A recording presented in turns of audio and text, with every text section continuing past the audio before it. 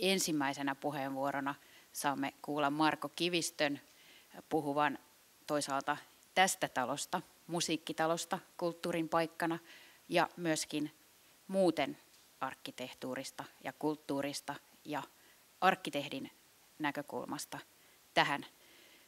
Saamme kuulla myöskin lyhyitä puheenvuoroja, joissa henkilöt, joiden varsinainen toimiala on muu kuin arkkitehtuuri, ottavat kantaa tähän aiheeseen.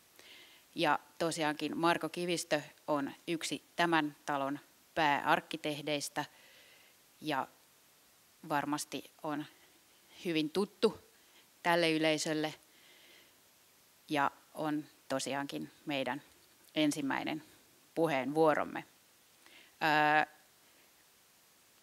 Marko osallistui yhdessä LPR-arkkitehtien kanssa tämän talon kilpailusuunnitelmaan jo vuonna 1999-2000 ja siitä lähtien oli tiiviisti mukana tässä projektissa talon valmistumiseen saakka vuonna 2011 ja tuntee tämän rakennuksen varmasti todella läpikotaisin. Ja nyt on äärimmäisen kiinnostavaa kuulla, että miltä tekijän näkökulmasta näyttää ja tuntuu tämä talo, joka nyt on muutaman vuoden jo ehtinyt olla käytössä ja toiminnassa kulttuurin paikkana. Eli Marko Kivistö, tervetuloa.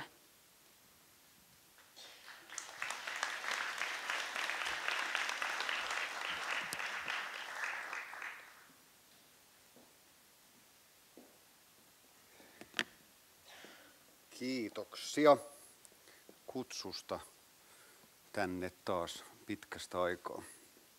Minähän en ole ihan vähän aikaan käynyt täällä. Ei sillä lailla, että minulla olisi mitään vaikeuksia tulla tänne. Tunten aina hyvin mielelläni. Täällä just tavattuani tässä nyt esimerkiksi käyttäjiä, niin kovin olivat taas tyytyväisiä. Tai sitten ne on kohteliaita. Ne on sitäkin. Ne on mukavaa porukkaa olleet kaikki nämä, niin kuin tässä kerrottiin, niin 11-12 vuotta tätä niin kuin yhdessä tehtiin ison joukon kanssa. Ja nyt siitä on pitkä aika, kun talo on valmistunut. Jasu, eli tämä oli tuttavallisesti Jasu, mutta Yasuhisa Toyota, talon pääarkkitehti, niin hänellä on semmoinen viisaus, joka muistuttaa Panu Kailan viisautta, että Panu Kaila se opetti meille joskus sillä tavalla, että korjausrakentamiseen, että asu ensin vuosi ja sitten vasta rupeat tekemään jotain. Täällä Jasu on semmoiseen maltillisuuteen kannustanut tämän talon käyttäjiä ja kuuntelijoita ihmisiä, jotka tätä taloa käyttää, että soitetaan ensin 2 vuotta ja katsotaan sitten, että mitä tapahtuu. Nyt tämä sama tietysti varmaan pätee arkkitehtuuriinkin ja sitten kaikkeen, miten me tarkastelemme tätä taloa, miten se on täyttänyt tehtävänsä, sen tavoitteita, että onko se alkanut toimia sillä tavalla, kun me meinattiin ja niin kuin tässä haluttiin. Nyt ihan sellainen ensimmäinen asia, joka mun tuli mieleen, kun tämä tuli nyt sitten tällainen eteen tämä mahdollisuus, niin jollain tavalla pohtia ehkä tätä justiinsa, tämän talon merkitystä. Niin mä oon niin kyllästetty jollain tietyillä teemoilla ja sellaisilla asioilla, jotka tämä talo pistettiin palvelemaan ja mitkä oli niin kuin tarkoitus johdattaa tämän talon suunnittelua, että mulla nousee aina vaan samat teemat mieleen. Ja nyt mä ajattelin, että voi olla niin kuin mukava sillä tavalla kertoa niistä, että mitkä oli ne keskeiset tavoitteet ja sitten niin kuin ehkä jää teillekin pohdittavaksi, että täyttääkö tämä tänä päivänä tämä rakennus niitä tavoitteita. Ja merkityksestä se oli jotenkin kuvattu sillä, vähän niin kuin tehtävän annossa mulle sillä tavalla, että pohtia tämän talon merkityksiä. No, nyt jos yleensä pohditaan niin kuin jonkun asian merkityksiä, niin se mun tulee ensimmäisen mieleen, että näiden 12 vuoden aikana näitä merkityksiä on pohdittu todella paljon. Ja se oli jotenkin mun mielestä niin kuin todella mukavaa, että siitä tuli meidän ihan sen suunnitteluarjen yksi tekijä. Me pohdimme näitä merkityksiä siis meidän oman suunnitteluryhmän kesken Ja me pohdimme näitä siis isomman suunnitteluporukan kanssa ja ihan niin kuin rakentajien kanssakin vielä. Siis ei nyt ihan viimeiseen tekijään saakka, kun ei pystynyt kaikkia tavoittamaan. Mutta nämä keskeiset asiat ja merkitykset, niin me haluttiin niin kuin avata ja tuoda tätä ajatusta sillä tavalla kaikille. Merkillisyys voi liittyä jotenkin siis tavallaan niin kuin hyödyllisyyteen, jonkun asian hyödyllisyyteen. Ja voi olla jollain tavalla hyvä miettiä sitä, että mitä se asia tuo. Viekö se jotain asiaa kohti ja saavutetaanko sillä jotain. Ja oikeastaan mitä kannattaa tavoitella, kun mietitään merkityksiä, niin mä aloitan nyt vähän tällainen etäältä tästä nyt sitten. Tässä mulla on kirja, joka on yksi niistä tärkeistä kirjoista mun hyllyssä. Tämä on Uwe Wikströmin Kaipauksen puolustus, ja mä otan tästä yhden käsitteen tähän pohjalle. Tämän niminen käsite kuin kompunktio, joka tarkoittaa syvää kosketusta. Sitä käytetään kahtalaisesta, nopeasti katoavasta, kipeävän onnen tunteesta. Se on katkeran suloinen kaipaus, joka valtaa meidät suuren kauneuden hetkillä, ei vähiten musiikin kautta. Kaipaus on niin voimakas, että ihminen liikuttuu syvästi, ehkä juuri siksi, että se katoaa niin nopeasti. Tällaisia kokemuksia on nimitetty esteettisiksi, milloin yleviksi. Hetkiksi, joina ihminen hipaisee sellaista, minkä hän kokee täysin toisin kuin tavallisen todellisuuden. Okei. Tuolla, minulla on siis tänään vain yksi kalvo tuolla, joka on poikkeus siihen, mitä mä oon harrastanut aikaisemmin. Minun oli hirveän vaikea tämän niin kuin hankkeen aikana, johon kuului paljon edustamista ja tästä asiasta kertomista, niin jättää mitään pois. Ja sitten se oli semmoinen 400-kalvonen se sarja, jonka vetää just 3 varttiin, kun oikein pitää kiirettä. Mutta nyt on tullut siis, mä olen kypsynyt, mä olen rauhoittunut hiukan, niin mä tiivistin tämän homman nyt 4 kalvoon. Ja se voi näyttää nyt ehkä nelikentältä, ja nelikentästä voi tulla mieleen siis vaikka, mitä siitä tulisi mieleen, SWOT-analyysi. Esimerkiksi vahvuuksia, heikkouksia, mahdollisuuksia ja niin edelleen.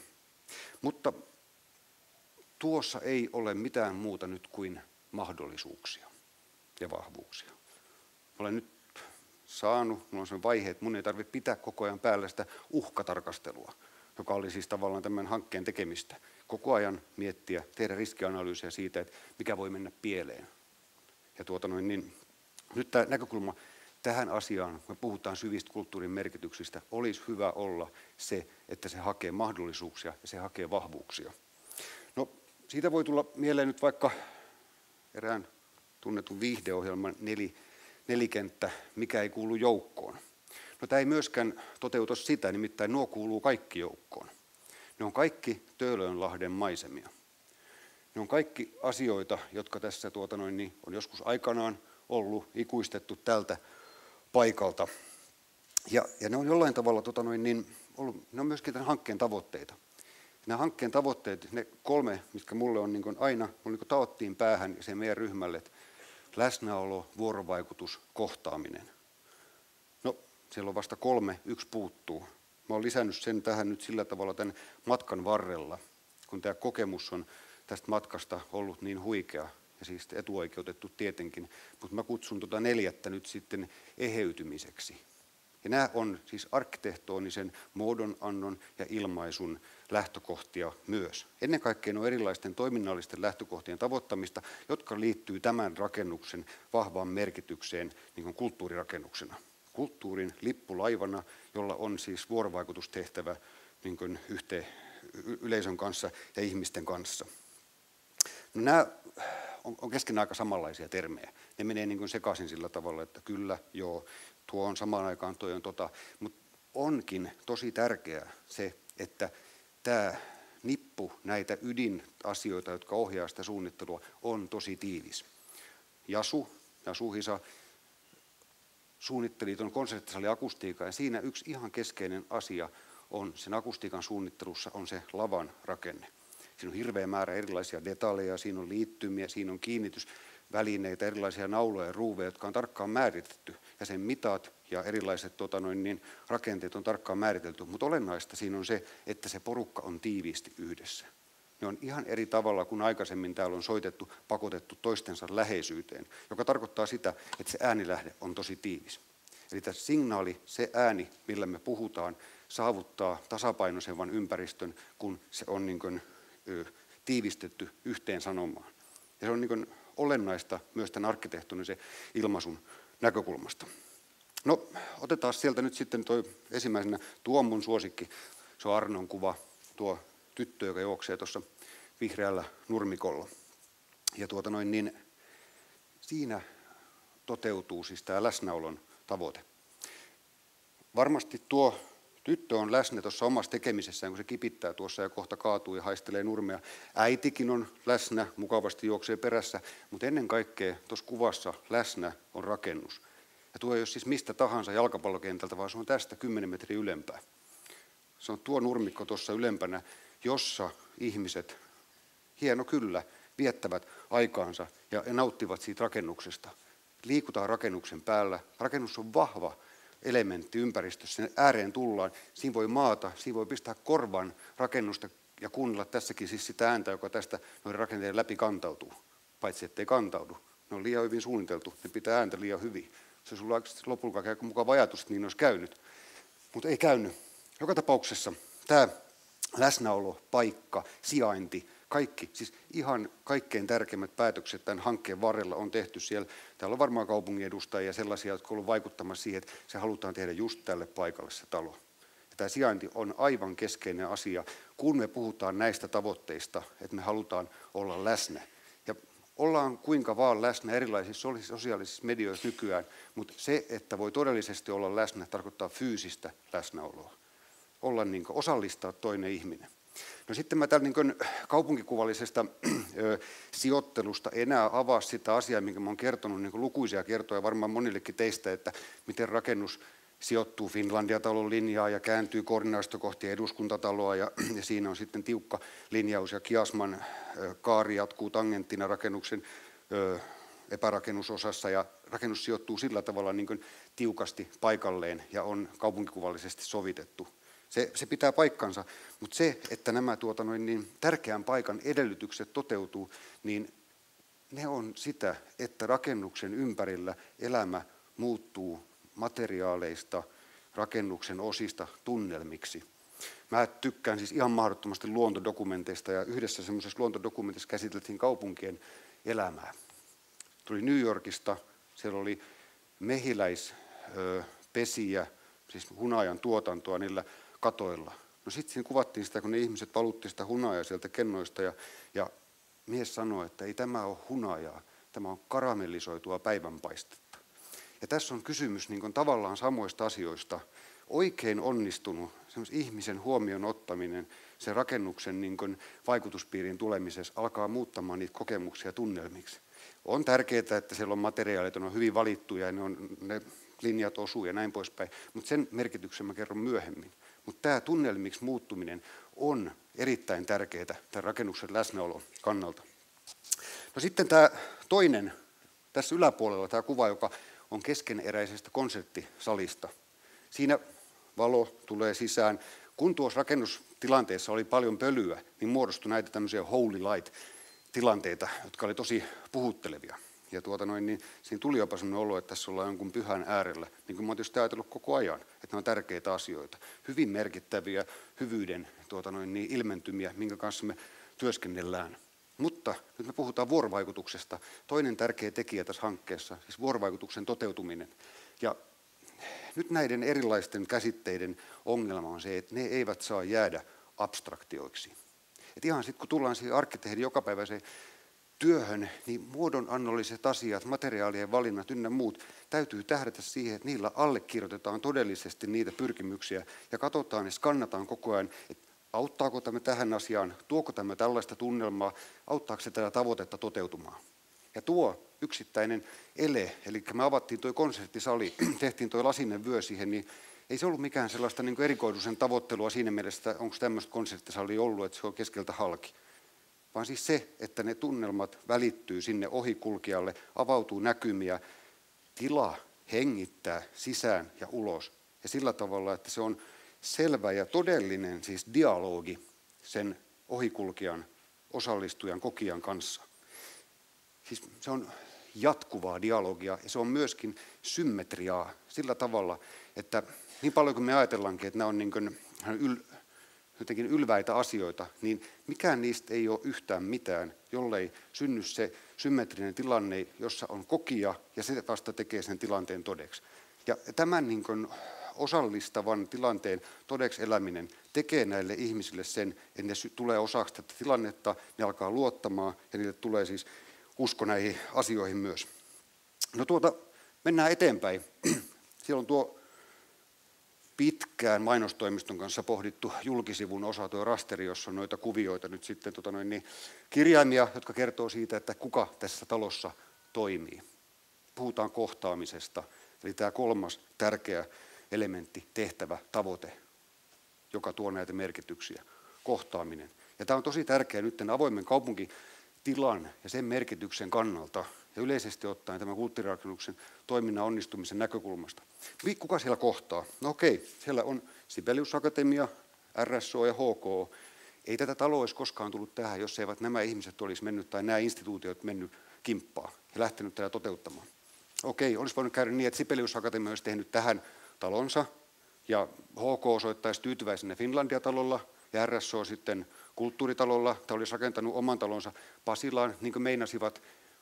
Mutta kävi onnekkaasti sillä tavalla, että nämä kolme eri osapuolta älysi mennä yhteen ja rakentaa talon tälle paikalle, keskeiselle paikalle, paikkaan, jossa ihmiset voidaan todellisesti kohdata.